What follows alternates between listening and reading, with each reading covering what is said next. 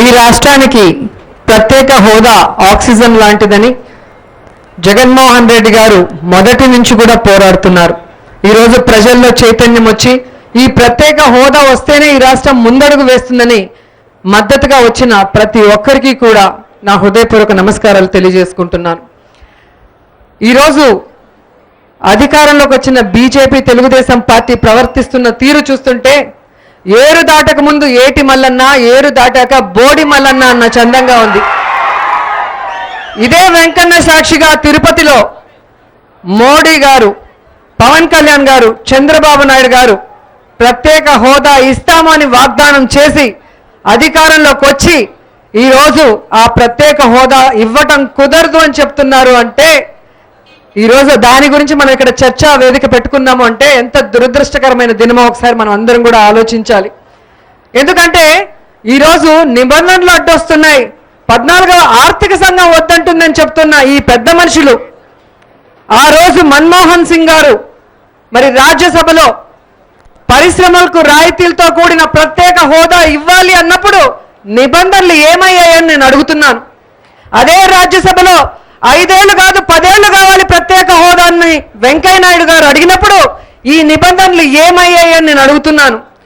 ప్రత్యేక హోదా ఇస్తానని మోడీ గారు ప్రామిస్ చేసినప్పుడు మరి ఈ నిబంధనలు ఏమయ్యాయని నేను అడుగుతున్నాను.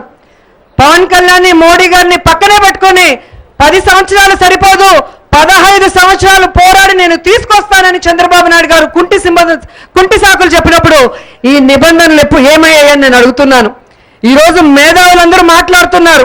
చంద్రబాబు నాయుడు గారు, మోడీ గారు, వెంకయ్య నాయుడు గారు, సోకాల్డ్ ఆ పార్టీలో ఉన్న నాయకులు వాళ్ళకి ఆ రోజు ప్రామిస్ చేసేటప్పుడు ఇవన్నీ గుర్తు రాలేదా అని నేను అడుగుతున్నాను. ఈరోజు వీళ్ళు చేస్తున్నది ఎలా ఉందంటే వెంకయ్య నాయుడు కానీ చంద్రబాబు నాయుడు కానీ తల్లి దగ్గర పాలు తాగి ఆ రొమ్ముల్నే గుద్దిన మహానుభావులని చెప్పుకోవచ్చు. ఈరోజు ఏ తెలుగు ప్రజలైతే వాళ్ళకి రాజకీయంగా అండగా ఉండి 30-35 సంవత్సరాలు రాజకీయాన్ని వాళ్ళకి అందించారో అదే ప్రజలకి వెన్నుపోటు పొడిచి వెన్నుపోటు బ్రదర్స్ గా చరిత్రలో నిలిచిపోతారు. ఈరోజు వాళ్ళు ఇక్కడ సన్మానాలు చేసుకుంటున్నారంటే ఏం మీరు చేశారు తెలుగు ప్రజలకని సన్మానం చేసుకుంటున్నారని నేను అడుగుతున్నాను. ప్రత్యేక ప్యాకేజీ తెచ్చాను అంటున్నారు. మనకి విభజన చట్టంలో ఏదైతే ఉందో అది కాకుండా ఎక్స్ట్రాగా ఏదైనా తీసుకొస్తే దాన్ని ప్రత్యేక ప్యాకేజీ అనాలి. కానీ విభజన చట్టంలో ఏదైతే ఉందో దాంట్లోనే కొన్ని తీసుకొని కలగాపులగం చేసి ఈరోజు ఏదో ప్రత్యేక ప్యాకేజీ తీసుకొచ్చామని కుళ్ళిపోయిన క్యాబేజీని ఆంధ్ర ప్రజల చెవుల్లో పట్టాలనుకుంటే తెలుగు వాళ్ళు పిచ్చోళ్ళు కాదు.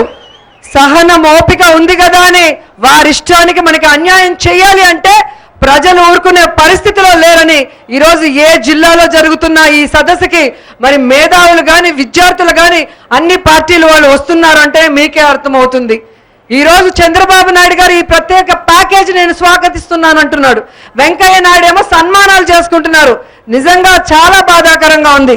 ఎందుకంటే చంద్రబాబు నాయుడు గారు నాకు సందేహం, వెంకయ్య నాయుడు గారికి ఒక్కడికి ఎందుకు సన్మానం జరుగుతుంది, చంద్రబాబు గారికి ఎందుకు జరగట్లేదు? అది చంద్రబాబు నాయుడుకి తెలియాల్సిన విషయం. మరి ఆయన వెంకయ్య నాయుడు గారిని అడగాల్సిన విషయం. ఎందుకంటే కలిసి కట్టుగా వెన్నుపోటు పొడిస్తే నన్ను వదిలేసి నీకు మాత్రం ఎందుకు చేస్తున్నారని ఆయన అడిగితే బహుశా కరెక్ట్గా ఆన్సర్ వస్తుందేమో అని నేను అనుకుంటున్నాను. అండ్ ఇది గవర్నమెంట్ ఆఫ్ ఆంధ్రప్రదేశ్ కేంద్రానికి ఇచ్చిన నివేదిక. మన Yanamala Ramakrishnudu minister for finance, commercial tax, legislative affairs, ఈయన కేంద్రానికి ఇచ్చిన దాంట్లో ఏమేమి కావాలి మన రాష్ట్రానికి అని ఇచ్చారు. దాంట్లో వెనుకబడిన జిల్లాలకి 24,000 కోట్ల రూపాయలు అవసరం ఉంటుందని ఇస్తే ఈరోజు కేంద్ర ప్రభుత్వం మనకిచ్చింది 2,100 కోట్లు మాత్రమే. మరి ఏ విధంగా చంద్రబాబు నాయుడు స్వాగతించారో ఆయనే చెప్పాలి. అలాగే మీరు చూస్తే ఆ ప్యాకేజీతో పాటు బుందేల్ఖండ్ ప్యాకేజీ ఇస్తేనే ఈ రాష్ట్రం త్వరితంగా అభివృద్ధి చెందుతుంది అన్నారు. అంటే బుందేల్ఖండ్ ప్యాకేజీ అంటే 10,000 కోట్లు. అది ఆల్రెడీ విభజన చట్టంలో ఉంది. కానీ దాని గురించి మాత్రం ఎవ్వరూ మాట్లాడే పరిస్థితిలో ఈరోజు లేరు. కానీ చంద్రబాబు నాయుడు గారు స్వాగతిస్తారు. రెండవది పోలవరం. ఈరోజు పోలవరం 2011 అంచనాల ప్రకారం కేవలం 16,000 కోట్లు మాత్రమే అని చెప్పి అరుణ్ జైట్లీ గారు చెప్పారు.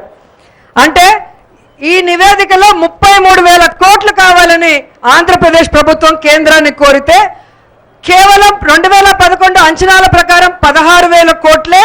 అందులో కూడా రాజశేఖర రెడ్డి గారు ఏదైతే ఖర్చు పెట్టారో 5,000 కోట్ల రూపాయలు కూడా ఇవ్వము అన్నారు. అంటే దాదాపుగా 12,000 నుంచి 13,000 కోట్ల రూపాయలు పోలవరానికి ఎగ్గొడితే దాన్ని స్వాగతిస్తున్నాను అంటున్నాడు. అంటే ప్రాజెక్టు పనులు మీరు చేసుకోమని ఇచ్చారు కాబట్టి మీకు కావాల్సిన వాళ్ళకి కాంట్రాక్ట్లు ఇచ్చి కమిషన్లు కొట్టేయాలనుకుంటున్నారే కానీ ఈ ప్రాజెక్ట్ ని పూర్తి చేయాలన్న చిత్తశుద్ధి ఉందా? ఈ రాష్ట్ర ప్రజలకి సాగునీరు తాగునీరు ఇవ్వాల్సిన చిత్తశుద్ధి మీకుందా నేను అడుగుతున్నాను. ఎందుకంటే దీన్ని చంద్రబాబు నాయుడు స్వాగతించాడు కాబట్టి. ఇక మూడవ విషయం చూస్తే రాజధాని పరిపాలనా భవనాలకి 42,000 కోట్లు కావాలని ఇదే ఆంధ్రప్రదేశ్ ప్రభుత్వం కేంద్రాన్ని కోరింది. కానీ ఈరోజు కేంద్రం ఇచ్చింది ఎంతంటే 3,500 కోట్లు. 42,000 కోట్లు అడిగితే ముష్టి 3,500 కోట్లు వేశారు. అంటే దీన్ని చంద్రబాబు నాయుడు స్వాగతించాడంటే ఆయన్ని ఏమనాలో ఒకసారి మీ అందరూ కూడా ఆలోచించుకోవాల్సిన అవసరం ఉంది. అలాగే రెవెన్యూ లోటు 16,000 కోట్ల రెవెన్యూ లోటు ఉంది రాష్ట్రం విడిపోయిన తర్వాత. దాన్ని పూర్తి చేయడానికి ఈరోజు మనకి కేంద్రం ఇచ్చింది 3,900 చిల్లర కోట్లు మాత్రమే. మరి ఏ విధంగా దీన్ని స్వాగతిస్తున్నాడు, ఏ చీకటి ఒప్పందం వల్ల దీన్ని స్వాగతిస్తున్నాడో చంద్రబాబు నాయుడు చెప్పాల్సిన అవసరం కూడా ఉంది. అలాగే 14వ ఆర్థిక సంఘం వద్దని చెప్పింది అంటున్నారు. 14వ ఆర్థిక సంఘం ఎక్కడ వద్దనిందో ఏ పేపర్ కూడా ఇంతవరకు రిలీజ్ చేయలేదు. 2014లో మీరు ప్రత్యేక హోదా ఇస్తామని ప్రామిస్ చేశారు. కానీ 14వ ఆర్థిక సంఘం వచ్చింది 2016లో. ఏది ముందొచ్చింది? ప్రత్యేక హోదా ప్రామిసా లేకపోతే 14వ ఆర్థిక సంఘమా? ఇంత దుర్మార్గంగా ఈ రోజు వీళ్ళు రాజకీయాలు చేసి తెలుగు ప్రజల్ని మోసం చేయాలనుకుంటే వీళ్ళని వదిలిపెట్టకూడదని కూడా మీ అందరికీ తెలియజేసుకుంటున్నాను. ఎందుకంటే ఈరోజు రాష్ట్రం అంతా కాదు, అన్నం ఉడికిందా లేదా అని ఒక మెతుకు పట్టుకుంటే చాలు కదా, అన్నం మొత్తం పట్టుకొని చూడని అవసరం లేదు.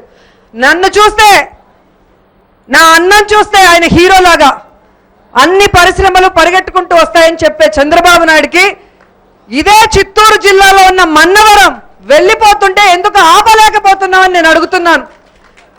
ఈరోజు తన ప్రత్యర్థి అయిన చంద్రబాబు నాయుడు జిల్లా అయినా కూడా రాయలసీమ వాసులకి, ముఖ్యంగా 4 జిల్లాల ఇంజనీరింగ్ స్టూడెంట్స్ కలలు సాకారం చేయాలని కేంద్రంతో కొట్లాడి ఆనాడు దిగ్విజయ్ సింగ్ గాని చిదంబరం గారు అడ్డుపడ్డా కూడా కేంద్రంతో కొట్లాడి మరి రాజశేఖర రెడ్డి గారు మన్నవరం బెల్ ప్రాజెక్ట్ ఇక్కడికి తీసుకురావడం జరిగింది. 6,000 కోట్లతో ఈ ప్రాజెక్టు ప్రారంభం అయ్యింది. దానికి 750 ఎకరాలు కేటాయించడం కూడా జరిగింది. అలాగే రాష్ట్ర ప్రభుత్వం రోడ్లు, విద్యుత్, నీరు అన్నీ కూడా మౌలిక సదుపాయాలు కల్పిస్తారని కూడా చెప్పడం జరిగింది. కానీ దురదృష్టం, ఆయన మరణించిన తర్వాత ఆ ప్రాజెక్టు మూత పడకూడదు, ఈ రాయలసీమ వాసులకి ఉపాధి అవకాశం కల్పించాలని ఆనాడు మన్మోహన్ సింగ్ గారు 2010 సెప్టెంబర్ 1వ తేదీ దాన్ని ప్రారంభించి 2014 నుంచి అది రన్నింగ్ లోకి వస్తుంది, అక్కడ ఉత్పత్తులు స్టార్ట్ అవుతాయని చెప్పారు. కానీ మన దురదృష్టం, బీజేపీ తెలుగుదేశం పార్టీ అధికారంలోకి వచ్చిన తర్వాత దానికి ఎటువంటి మౌలిక సదుపాయాలు కల్పించకుండా, కేంద్రం ఫండ్స్ రిలీజ్ చేయకుండా ఈ రోజు దాన్ని మహారాష్ట్రకో రాజస్థాన్కో పంపించే పరిస్థితుల్లో ఉంటే చంద్రబాబు నాయుడు మాట్లాడలేకపోతున్నాడు. అంటే దానికి కారణం ఆయన అవినీతి కాదా, ఆయన ఓటు నోటు కేసులో అడ్డంగా ఇరుక్కుపోవడం కాదా అని నేను అడుగుతున్నాను. ఈ రోజు ఆయన చేసిన తప్పులకి ప్రజలు ఎందుకు ఈరోజు కేంద్రం ముందర భిక్షమ్మారి అడగాల్సిన అవసరం ఉంది? ఈరోజు ప్రత్యేక హోదా ఆంధ్రుల హక్కు, కానీ వీళ్ళు చేసే దొంగ పనులు, వీళ్ళు చేసే అవినీతి పనుల వల్ల మనం బిచ్చగాళ్ళలాగా అడుక్కునే పరిస్థితిలో ఈ రోజు ఉన్నామంటే నిజంగా చాలా బాధాకరంగా ఉంది. ఎందుకంటే నేను చెప్పేది, ఇక్కడ ఉన్న పరిశ్రమనే ఈయన నిలబెట్టుకోలేనప్పుడు కొత్త పరిశ్రమలు ఎలా తీసుకొస్తాడు? ఈయన అవినీతి వల్ల ఎలా కొత్త పరిశ్రమలు నేను వస్తాయని నేను అడుగుతున్నాను. ఇదే తెలుగుదేశం పార్టీ ఎంపీలు మాట్లాడతారు, ఏమొస్తుంది ప్రత్యేక హోదా వల్ల, ప్రత్యేక ప్యాకేజ్ వల్ల అంటారు. మరి ఉత్తరాంచల్లో, ఉత్తరాఖండ్లో సీఎం రమేష్ గారు కానీ, వాళ్ళ ఎమ్మెల్యే ఆంజనేయులు గారు కానీ, వాళ్ళ ఎంపీ సుజనా చౌదరి గారు కానీ అన్ని పరిశ్రమలు పెట్టిన వాళ్ళు మీ ప్రభుత్వం ఉన్న చోట ఈ ఏపీలో ఎందుకు పరిశ్రమలు పెట్టలేదు? మీకు ఏ విధమైన పరిశ్రమ రాయితీలు దొరకలేదు కాబట్టి, ప్రత్యేక హోదా ఉంటే వస్తాయి కాబట్టి మీరు పెట్టలేదన్నది నిజం. ఈరోజు మమ్మల్ని మోసం చేయడానికి మీరు మాట్లాడుతున్నారే, మరి కొత్త పాఠం బీజేపీ కానీ తెలుగుదేశం పార్టీ కానీ అంటుంది. అసలు ప్రత్యేక హోదా వల్ల ఏం లాభమయ్యా అని కొత్త పాట అందుకుంటుంది. ఏం లాభమో 2002, 2003లో వాజ్పేయి గారు క్లియర్ గా చెప్పారు. అప్పుడు ప్రత్యేక హోదా ఇచ్చిన రాష్ట్రాలకి 100% outright excise duty exemption for a period of 10 years. అలాగే 100% income tax exemption for the initial period of 5 years and thereafter 30% for companies and 25% other than companies for a further period of 5 years. ఇట్లా ఎన్నో రకాలుగా వాళ్ళకి అన్ని అందించారు. కాబట్టి ఈరోజు నిన్న కొత్తగా మళ్ళీ వెనుకబడిన 7 జిల్లాలకి ఇన్సెంటివ్స్ అన్నారు. పాత విషయం అది. పాతవే మళ్ళీ అది యాక్చువల్గా 2015లో అనౌన్స్ చేశారు. దాన్ని నోటిఫికేషన్ చేయడానికే 1 సంవత్సరం అయింది. ఇక అవి ప్రారంభించాలంటే ఎప్పుడో ఒకసారి ఆలోచించండి. అవి కూడా ఎలా ఉన్నాయంటే మ్యానుఫ్యాక్చరింగ్ సెక్టార్ ఇండస్ట్రీస్ మాత్రమే అవి ఉపయోగపడతాయి. వాళ్ళు నిన్న ఇచ్చిన జీవో 15% తరుగుదల ప్రోత్సాహం, క్యాపిటల్ ఇన్సెంటివ్ 15% మాత్రమే. అది ఎప్పుడు పరిశ్రమలన్నీ కట్టి రన్నింగ్ లోకి వచ్చిన తర్వాత అప్పుడు వాళ్ళు పెట్టిన పెట్టుబడిలో 15% ఇస్తారే కానీ మనం ఏదైతే ప్రత్యేక హోదా వస్తే ఇన్కమ్ ట్యాక్స్ సబ్సిడీ కానీ, ఎక్సైజ్ డ్యూటీ సబ్సిడీ కానీ, పవర్ సబ్సిడీ కానీ ఇవన్నీ ఈ వీళ్ళు ఏదైతే నిన్న విడుదల చేశారో ఆ ప్రకటనతో వచ్చే పరిస్థితి లేవు. అందుకనే ప్రత్యేక హోదా మీద పార్టీలకి, కులాలకి అతీతంగా, ప్రాంతాలకు అతీతంగా ప్రతి ఒక్కరు కూడా పోరాడాల్సిన పరిస్థితి ఈ రోజు ఏర్పడింది. లేని పక్షంలో ఏదైతే బీద వాళ్ళు కూడా పెద్ద పెద్ద చదువులు చదివి వారి కుటుంబం పర్మనెంట్ గా, శాశ్వతంగా మరి ఆర్థికంగా నిలదొక్కుకోవాలని రాజశేఖర రెడ్డి గారు తీసుకొచ్చిన ఫీజు రియంబర్స్మెంట్ వ్యర్థమయ్యే పరిస్థితి ఉంటుంది. ఎందుకంటే వారికి ఉద్యోగాలు రానప్పుడు ఏం చేస్తాం? ఈరోజు కొత్తగా మాట్లాడుతున్నారు కేంద్రం. వాళ్ళు ఇచ్చిన ప్రకటనలో వాళ్ళు చెప్పారు,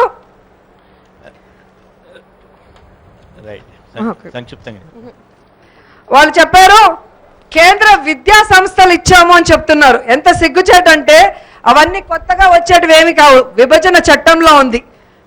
1 కోటి మంది జనాభా ఉన్న అన్ని రాష్ట్రాలకి ఇవి ఇవ్వాలని కేంద్రం నిర్ణయించింది. దీంట్లో ఏపీకి కొత్తగా వచ్చేది ఏమీ లేదు. ఆల్రెడీ మీరు చూస్తే దేశంలో ఇప్పటికే 21 ఐఐటీలు ఉన్నాయి, 47 సెంట్రల్ యూనివర్సిటీలు ఉన్నాయి, 25 ఐఐఎంలు ఉన్నాయి. ఏపీకి ఇప్పుడు ఇస్తున్నారు. ఇందులో ఓన్లీ తెలుగు విద్యార్థులకు మాత్రమే కాదు, ఎవరి కోటా వాళ్ళకు ఉంటుంది. దీంట్లో చదువుకున్నా కూడా మళ్ళీ వాళ్ళకి ఉద్యోగాలు కావాలి అంటే ప్రత్యేక హోదా రావాలి.